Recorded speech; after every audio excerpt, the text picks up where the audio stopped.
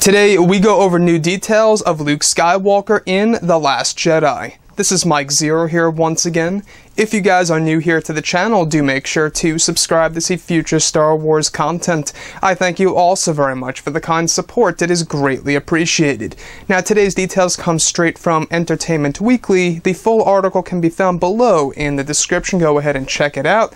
So, the new details of Jedi Master Luke Skywalker himself comes directly from director Rian Johnson and Mark Hamill, who portrays Luke, and we learned a whole lot more about Luke Skywalker as a character and how he will be handled in this film. How he will be handled. So let's get right into this, guys. It's very intriguing stuff.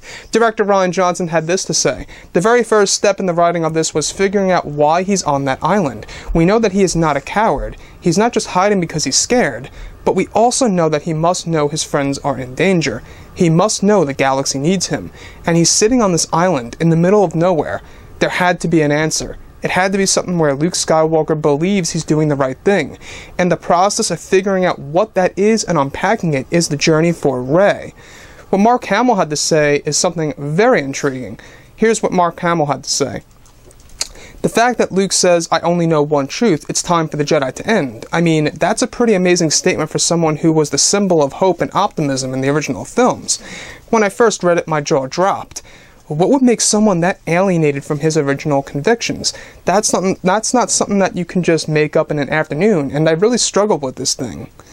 So, Mark Hamill added one more interesting thing about his character, Luke Skywalker, is that there's massive amounts of backstory that is left to your imagination, and I couldn't do my job without figuring out what that was. Since it's not really important to the main story as a whole, a lot of it is just my own process. I talked with Ryan about it and went into this elaborate scenario of what happened to Luke after the end of Return of the Jedi. So what's really interesting about what Mark Hamill said here is that a lot of Luke Skywalker's backstory will be up to the fans' imagination. So we won't be told all of Luke Skywalker's backstory. Some of it will be mysterious. We also heard from Mark Hamill himself at Star Wars Celebration of this year, actually, that he is sure that Luke's backstory will be told through other forms of canon, such as books, comic books, video games. He's sure of that, so it most likely will happen. I'm sure the Legends of Luke Skywalker Journey to Star Wars The Last Jedi will be the first example this fall. Very interesting stuff.